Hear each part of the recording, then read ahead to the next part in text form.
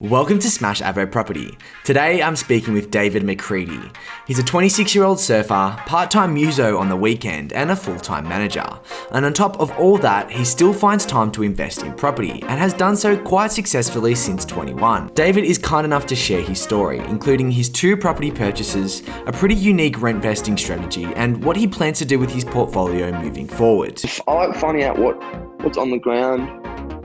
I think that's pretty important. It was pretty daunting back when I was first looking at properties, but it's just good to understand. Like, you can look at data online, but data online I tend to find there's a bit of a lag.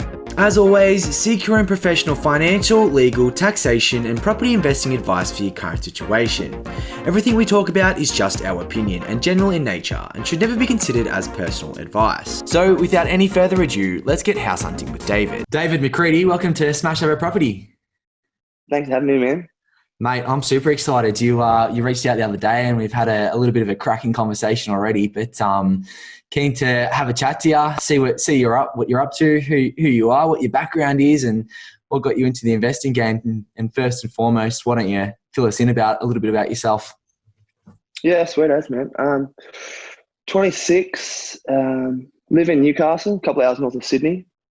Married my childhood sweetheart probably a couple of years ago now, and I love to surf, sporty, musician. That's a little bit about me, I guess. Yeah. Nice, man. Nice little surf. How's the surf up there? It must be all right. Yeah, man, it's heaps good. We just actually started renting a place by the beach, 50 meters from the beach, and it's pretty good. Good lifestyle. What else are you going to do in lockdown, huh? Or during COVID? Yeah. It's been surfing lots and playing heaps of music. So nice. Good for someone like me. What do you play? Do you play an instrument or? Yeah, I play guitar and sing. So I'm like a muso. So I gig around on the weekends as well, like 2 or 3 gigs a weekend. So that's obviously stopped with COVID-19. But yeah, I'll be play stuff like Ziggy Albert's, Ed Sheeran, which is heaps of fun. But yeah, in lockdown, we've had just restrictions up here, so more or less just been jamming at home. Nice, which man. has been heaps fun. I'm keen to hear something. I'll have to. Have you got some stuff out, or like where can people find you? Yeah, I've sort of toyed with it. My brother's released a few songs. I've jumped on a couple of his songs, but just mainly cover stuff. That's all the bars and venues want to hear. They don't really want to hear your original your stuff. own stuff. Yeah. It's funny. No, not until you make a name for yourself. Oh, I'll have to check it out, mate. And is that more of a hobby or more of a career? A bit of both. Like, look, I wouldn't be upset if I made it into a career, but it is sort of like a part-time sort of gig. Like it is like I sort of run my own business as well. So it is fun, but yeah, it is a part-time sort of. I work during the week and then it'd be like the weekend stuff. I'm pretty chockers on the weekend. Yeah. I could just imagine. Well, it'd be kind of like a relief. Like it's what you enjoy. You're vibing off other people. You know what I mean? Like it's not like it's work. It doesn't feel like work. No, it doesn't feel like work. And you get paid, and you're like, hell yeah, I'll take that. So tell us about your business. What do you got going? Well, yeah, it's just a music business. So I obviously run through all the gigging side. And the music stuff through there. So, which is pretty chill. Nice, man. Sounds fun. Sounds like a good lifestyle. Man, it's good. I live a great life, bro. It is good. You do look very relaxed, so I'm pretty jealous. No, thanks, bro. Yeah, it's Newcastle. It's a pretty good area to be in, so can't complain. So on to investing. What got you into investing? What's triggered the setting up your wealth for the future? Good question. I think my dad was dad was a real estate agent back in the day.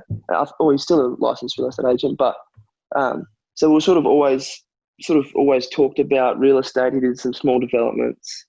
So growing up, I think we moved house like 6 or 7 times before I was 10. So I kind of got the feel of do one thing onto the next, which was pretty fun as a kid. Like we had a few building houses, which you look back on, you're like, wow, that was, I'm one of 5. So my parents was probably hectic, but for me as a kid, great fun.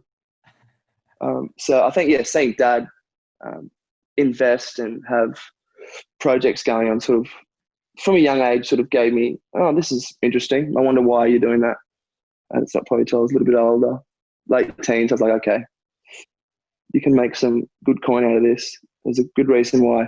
And I suppose you start talking to other people and you get a good understanding about, people make a good living off flipping properties or holding them for the long term, and kind of thought, sounds like a good idea. And has that impacted on like your investing strategy? Like, are you a flipper too, or are you more of a sit and hold guy? Nah, well, I think I'd love to do developments later on once I've sort of sorted out my portfolio a little bit more, but probably just look for properties that are a little bit tired. That's what I look for. A little bit tired and run down, and then can add a little bit of value from like a little cosmetic reno or a granny flat or something like that. And then, that's how I'm viewing it at the moment anyway. Yeah, that's really cool. And I guess maybe just more on the money side, was money talked about in the household? Like, was that a common dinner table discussion, or was it more just seeing your dad doing well in real estate? Yeah. No, I guess I was probably pretty lucky, Geordie. Money was definitely, talked about. Like, it wasn't a taboo subject. Like, we'd have a laugh about so-and-so's got this, or, Pete's got this, or Joss has got that. So it certainly wasn't a taboo subject, and we certainly talked about it at the dinner table, which is pretty good. Dad actually had a formula which he sort of encouraged us to I guess live by, which was, if you have $100, you give 10%, whether it's to church or a charity or someone less fortunate. You'd save 60%, and then you'd spend 30%. Which for a young, like, I guess 8-10-year-old, that kind of makes sense. So that certainly helped as, I guess, I've developed. That it's really important to be able to, not be so tight with your money, but to be able to give money away, because for that it's just money. But then being able to also make it a priority to save money, and then obviously have your money to splash or your bills. So. Yeah, that's awesome. I know like a ton of people that have had that growing up. Like, even one of my little cousins, what my uncle did was, have like, we always talk about like having banks accounts like jars, but he literally had like the jar and That's like four glass jars. And so it was the same thing. Like, you'd have to put 10% in his like charity or tithing or whatever, and then whatever it was, 40% in savings, and then you could just spend 20% of it. And I think having those fundamentals growing up is super important, because not only are you learning yes, money is important to save for the future, but it's not so valuable that, you have to be greedy with it. Like, you can still give it away. Yeah. And then it's okay to spend some money. Like, it's okay to enjoy your money as well. Like, you've allocated a certain amount to spend. So I think, definitely. If anyone gets anything out of this podcast, like and you're not doing that already with your bank accounts and stuff, I think that's so huge, just to take control of your money and understand those concepts. Yeah, just to be able to, I think the biggest thing is to be able to like budgeting is great, but I think money management is probably the biggest thing. Actually being able to steward what you have well. I feel like I've been able to do that in my early years so far. So, which is a good thing. And on money management, is that, did that make you getting started easier for you? Like, were you able to save a bigger deposit because of that? Well, I think I've always liked numbers. Like, so as a kid, I loved statistics, like cricket statistics. I could like rattle them off like you wouldn't believe, from like Ricky Ponting, Adam Gilchrist, and all those type of guys. So like, it was kind of ridiculous. So I don't think it wasn't a challenge. But anyway. Yeah, fair enough. And like, getting into your first property, I mean, was there a big deposit? How big was it? Yeah, first property, I think it was about 38 to 40 grand. It wasn't massive. I worked through uni part-time. So I guess that sort of gave me, I think I bought my first property back in 2015. So a few years ago now. But yeah, I think it was about 40-ish, which as a 21-year-old, I was pretty stoked with that. Yeah, that's a big chunk of money. And did you buy in Newey or did you buy outside? Yeah, bought it. Yeah, bought in Newey. Bought it like an old rundown double brick piece of junk, really. I remember going. It was like a preview open. Um, so I remember hanging back around the open after it was finished with Dad, and Dad's like, "I reckon this is a goer." I'm like, "Really?" Um, but he's done. He's been through so many properties. I was like, "Okay." And we sat down with the agent and had a long chat, and then I ended up signing contracts that night. But it had like no hot water, two power points in the place. But Dad's like, "Nah, it's got heaps of potential." So I was like, "Okay." Um, this is kind of before Dad was always like really keen for us to save for a deposit for a place, from when we were like kids. So once I had the deposit, he was like, "Yep, it's time to let's go shopping." And yeah, that was, I guess, where I started with that property. That's awesome. It's good to have like someone to give you a bit of a, a push or a kick, or to say, yeah, I think, this could be a goer, and give you that final like clarity to be like, okay, let's go. If you've got confidence, then happy days. Yeah, pretty much. Yeah, that's awesome, man. And so we'll probably dive a little bit more into your portfolio a little bit later, but what is like your goal for investing now? Like, have you got a certain amount of properties that you want to get into? Have you got, a certain number you want to hit, or is it just something you want to do along your journey? Yeah. I think it's kind of evolving. I think when you're young, well, for me, I always wanted to get a property, but you sort of don't really know until you sort of get into it. I think it's sort of always ever changing. I'd love to have a passive income. I don't know, 100 grand one day. Whether that's achievable or not, I don't know. But I think I'd love to maybe 3 mil of property value in the next, I don't know, maybe 5, 10 years, and then sort of bank it and then just live life. Um, that's probably where I'm sort of heading. Yeah, that's cool. That's cool that you've got like an end line. And like a lot of people I talk to, a lot of previous guests I've had on the show kind of like set that end line, and then they get there and then they want to keep going, or other people don't like have any plan. They just want to keep buying. So it's good that you kind of like know where that line is at least. Yeah. Um, I think I'm not like it could always change, but like money is good, but at the same time, it's not everything. Like you sort of oh yeah. well, you get enough, and then you want more. But I sort of don't want to live with that sort of mentality. So once you have enough, it's good to be able to. I'd love to be able to sort of give back and um, yeah, not be so focused. If I can have enough for me and my family, and then enough to give away, I think that's a pretty good goal to sort of hit. So Oh, that's where I'm heading, I 100%. reckon. If you can be financially free, like there's different types of being, there's financially abundant, which is, in excess. And then financially free, Yeah. which is, just living your life, maybe going on a holiday every year, or, not on an extravagant holiday, but in being able to enjoy your life. Then what else more do you really need? Like, you ask these really wealthy people what they do and and literally all they're doing is buying nicer cars and buying nicer houses, and that wealth Pretty much. create just keeps coming up. So, if you're enjoying how you're living now, and you can afford to pay for your lifestyle through your investing journey, then why not just enjoy it?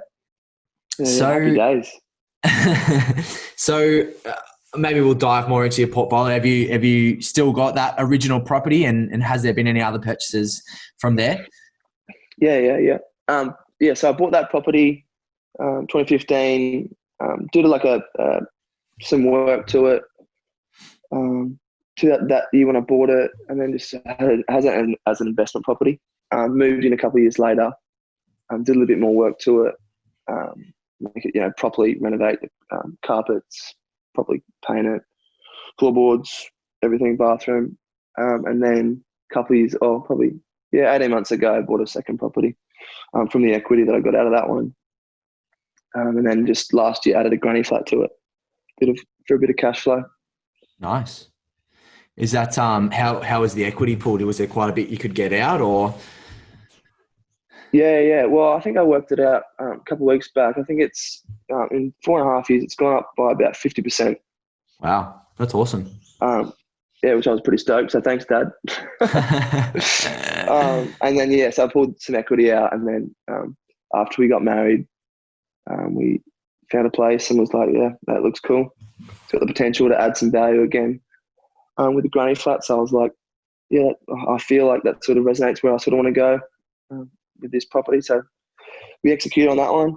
So Yeah, that's awesome. And so obviously you guys living in there now? no, so Ah, we moved out we would have moved out start of the year. My wife's always wanted to live in the Newcastle CBD, but I not so keen on that idea. But I wanted to live close to the beach, so we were for probably about 8 or 9 months looking for a place, and found this rip of a place in Merriweather that's 50 metres from the beach. So yeah, that's where we're at now. So I guess we're rent vesting. rent vesting. Yeah, sorry, you did say that before. I should have picked up on it. But yeah, that's awesome. Rent vesting. It's such a weird strategy, or not a weird strategy, but like we've gone down the same path too. Like our first property, we kind of moved into and lived for a little bit, and then like we bought the second one as investment, and then moved into the second one, and then bought another one in Sydney. Like it's just there's so many different ways that you can go down. But I love the rent vesting strategy, and a lot of people don't. I haven't heard about this strategy before. So do you want to maybe break it down a little bit for us? Yeah. Well, I think I was pretty happy where we were living, but I guess we probably can't afford to live in this $1 million properties and $1 million apartments where we're living. So it's not really feasible for us at the moment to sort of purchase a property like that. And our both of our places are positively geared. So we're like, heck, before we start a family, let's just, I guess, live it up. Live a great lifestyle. My wife loves walking on the beach, and it's unreal. I'd certainly encourage people to do it. It's phenomenal. It's a great lifestyle, especially if it meets your needs. If you're someone like us that loves the beach or loves a CBD area and you can't afford to purchase a property in there, I'd say go for it. I can't believe more people don't talk about doing it, to be honest. Yeah, 100%. So I think that, the biggest misconception is if you're buying it or investing in a place, you either have to move into it or stay at mum and dad's and rent that one out or whatever it may be. But if you go down the strategy that David has, like essentially, he's renting out a place that he really loves and enjoys to live in, while investing in other properties that are positively geared and paying for themselves anyway. So, he's enjoying the lifestyle that he wants to live while not having to, put up the risk of a big deposit and forking out $1 million for a place like that. But he can invest in other places and have them confident and steady, positively geared. So it's awesome, man. It's a cool strategy. There's a lot of people that haven't gone down that path. So it's cool to talk to someone who has. So it's definitely fun. Which property do you think has been your most successful deal? Yeah, definitely the first one. I haven't had the other one for probably long enough to see the growth. But yeah, it's easily been the most successful. I bought it for $325. It's worth close to $500 now. So with a bit of renovation and tender love and care, it's pulled through, which is great. Yeah, that's awesome. And moving into it too, like you would have done things that you wouldn't have known if you just did a renovation and rented it out. Like you would have turned it into a home.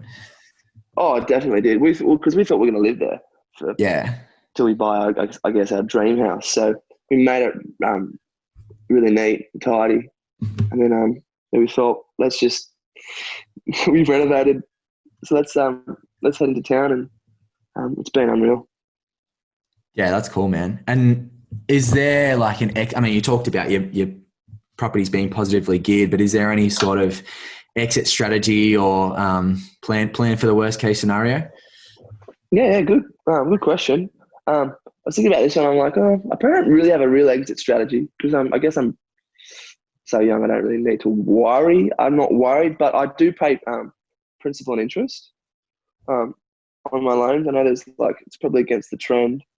I was actually talking about it with my old man who's a broker, and I was talking about should we go interest only? But it probably helps me sleep a little bit more comfortably knowing I'm paying down the debt. And worst case situation, if the property market goes down, all the mainstream media is saying, that I'm not worried, but I'm not concerned about properties going down.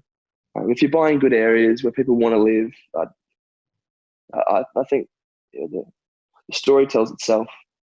Yeah, So 100%. And whatever makes you sleep better at night, if that is paying off your loan, then go for gold. There's other strategies out there, but they work for people for certain reasons and all that sort of stuff. So if you're comfortable paying down the debt and can sleep better at night, then by all means go for gold.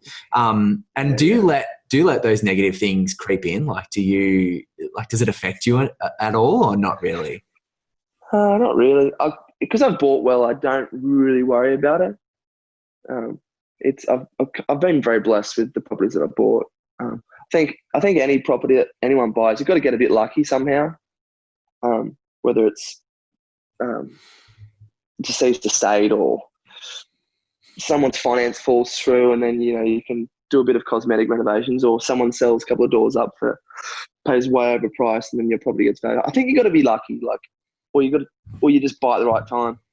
And I think I bought at the right time 5 years ago, and I've had good growth because obviously there's a property cycle, as we all know, that sort of goes up and down, and I certainly don't think its property is going to be going up every 7 to 10 years. Like I guess our probably generation before us, but probably I don't know, you've said every probably 15 or so years.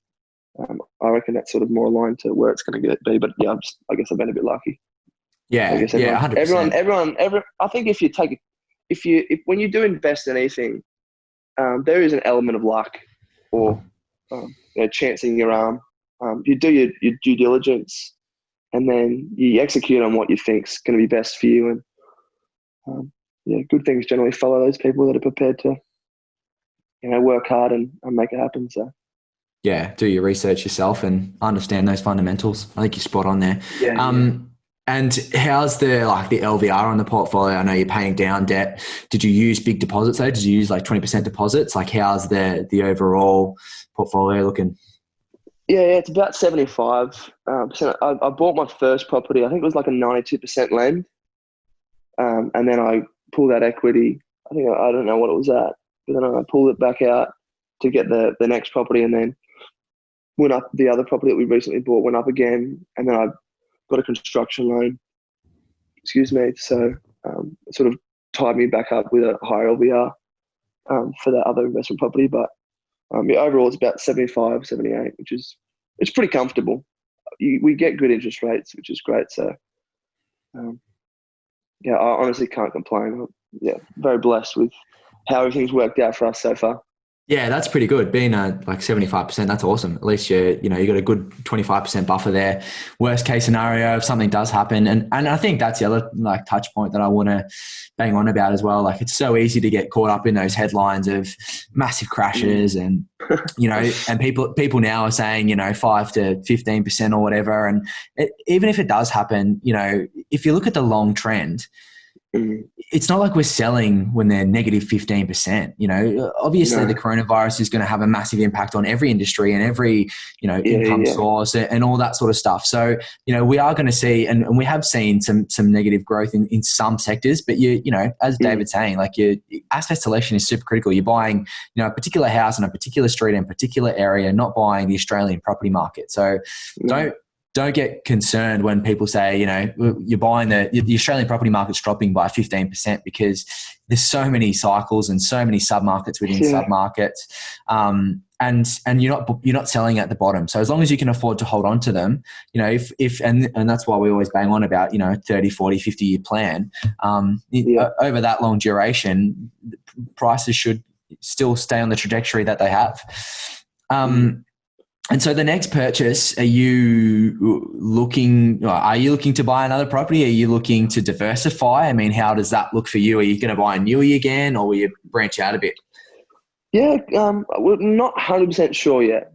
Before we start a family, we'd love to sort of sort out the next purchase, whenever that sort of is, probably a couple of years down the track, pay off a little bit from our current portfolio, and then probably just, I don't think we'll want to use equity. I think we just want to save a deposit, which should be possible, and then probably more of a tied house in an area probably closer to the beach, and then do another cosmetic renovation.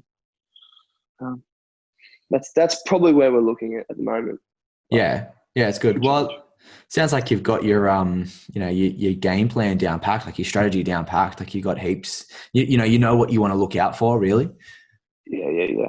And I'm always, it's funny because my wife, and then I'll flick on like domain or realestate.com and she'll be so annoyed. We're not in a position now, but I'm always flicking through. I'm loving just finding out like talking to agents and talking to different people about what the property market's doing, because I think like anything, like because the supply is so down at the moment, it's because interest rates are low.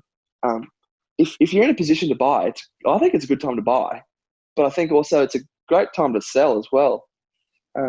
I think my perspective on the property market at the moment, I reckon if I could buy right now, I probably would. Yeah, To that's get in crazy. again, but I'll wait a little bit longer.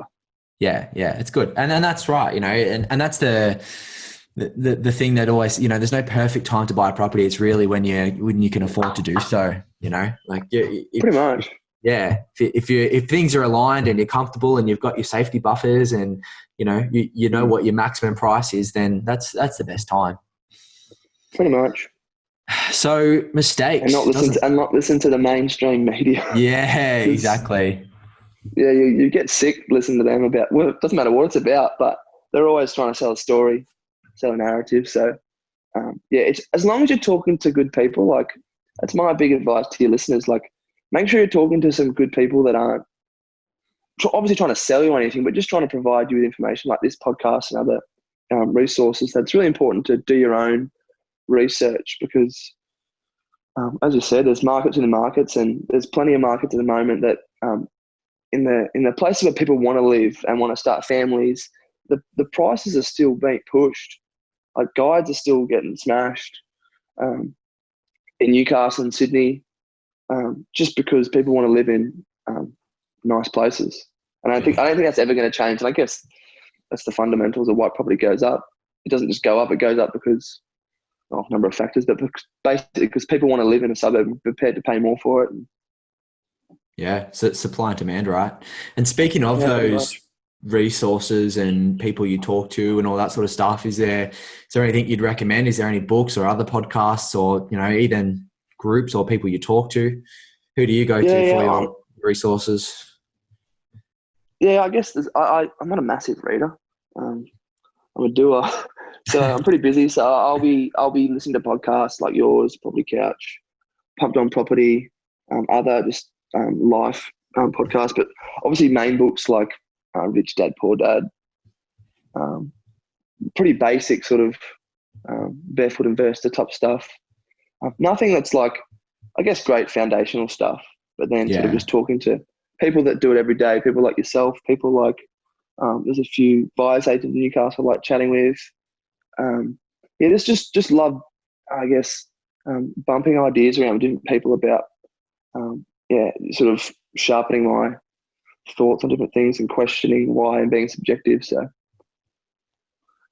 just trying to understand and learn as much as I can from sort of different people. Like I just enjoy talking to people about it because you can listen to someone, but then they don't understand the actual individual situation. So that's how I guess I try to 100%. get as much info as I can. That's really cool. And I think you touched on a really cool point there that most haven't probably considered, is like talking to a buyer's agent, and not in terms of like having to buy a property with them, but just give them a call. Like I'm sure I know heaps of buyer's agents, especially in you, and probably know the guys that you're talking about, but I know them and they'd love just to chat. Like, even if you're not buying tomorrow, if you're buying in 5 years, 10 years time, just to start that connection and have that discussion and to get that reassurance. And they may even guide you through the process until you're ready to buy. And then if you do or don't decide to buy with them, at least you've had that conversation with them. They're a good connection and you can rely on their opinions.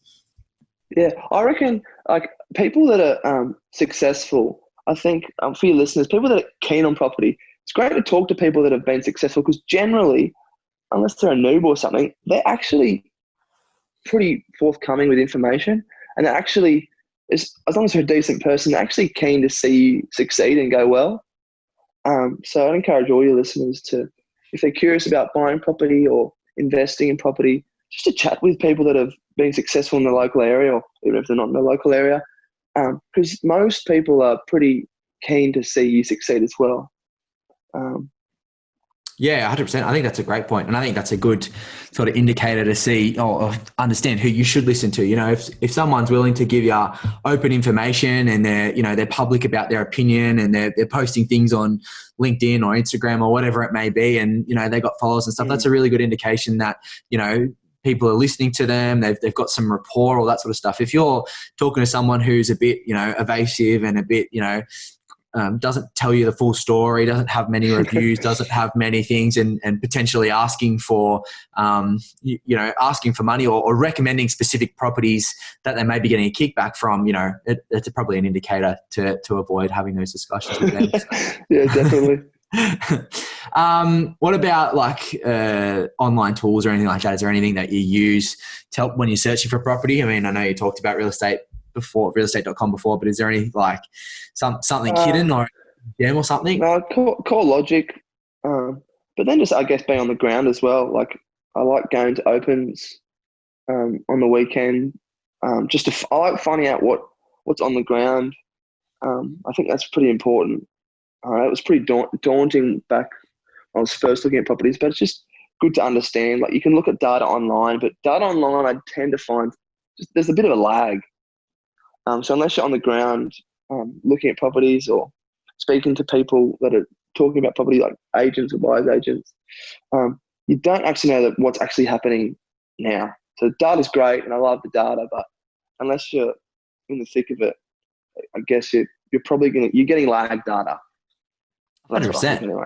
100%. If you're, and it's good from a historical sense. Like, if you want to see what's happened in the past and, see if that particular property sold for a certain amount in the past, and that's all like really good, useful information. But talking about moving forward and what's happening right now, you're not going to find that on a website somewhere. You have to have those discussions and, and that's why I say it all the time, like just walking around the area, getting a feel for the neighbors, getting a feel for the people, getting a feel for, absolutely. The barista in the local coffee shop, like that's, they're big things. That's very important. Yeah, people don't. It seriously is like having a hipster cafe in the area is it's really good for you. The morale in the area. So you seem like a pretty motivated guy. Like you're pretty positive. You're enjoying your life. You're hitting the surf. You're doing your muso stuff on the weekend. I love it, mate. What inspires you? What motivates you? It's a good question. I know my dad used to say, as long as you wake up in the morning, it's a great day to be alive. And I think so much of life's about perspective. So I think that motivates me. Also helping other people, like just talking, and I've got a heart for people and seeing where they're at and seeing how I can just help them, because I think a lot of people in life just crying out for help and guidance. So I think trying to be helpful to people and having a perspective that, hey, came into the world with nothing, you're going to leave with nothing. May as well have a great time. But at the same time, look out for others. So, if you wake up and have breath in the lungs, it's a good day to have a good day, I reckon. That's awesome, man. That's super inspiring. It kicks me back into gear. You know what I mean? Like tomorrow morning, I'm going to wake up and go, mate, I'm breathing today. Like there's nothing to worry about. I love it. Pretty much. And finally, what advice would you give to our generation to get started? Yeah, I reckon if you're looking to get into property, start going to opens, start talking to local agents, work out why you're investing. I think some people just get into it because they get into it, but work out why. I think if people have their why sorted, it makes things so much clearer. So if you are looking to invest in property, start talking to the experts in your area, or start listening to more podcasts, or start reading about it, because then you have a bit more of an understanding. But if you want to travel, go travel. Like if you want to spend your money, go spend your money. But if you're actually looking to invest in property, don't just go talk to a buyer's agent, but make sure you get educated as well. So because at the end of the day, the buck stops with you, doesn't matter what it is. So I think it's really important for your listeners to understand that if you want to get into property, chat to people about it. Chat to people like yourself and get an understanding about your why. And then once you figure that out, I reckon it makes it a hell of a lot easier. Mate, I think that's fantastic advice, and you've been a cracker guest today. You're actually you're a bit of a legend, mate. So I'll have to get you back on again Oh, thanks, dude. when you go for your third or something like that. Watch your journey grow. Yeah, hell yeah. That'd be awesome, man. Oh, thanks for coming on. Nah, cheers, dude. Appreciate it. What a legend. I really got a lot out of David. He was super genuine, and I'm really thankful that he was open to coming on and sharing his story. I hope you got a ton out of this episode and realized that given the right asset selection, you don't need a huge deposit to get started. I'm always looking for more guests to come onto the show. If you're under 30 and have one or more investment properties, whether it's good, bad or ugly, I would love to talk to you about it. Even if you're interested into getting into the property sector, let's have a chat.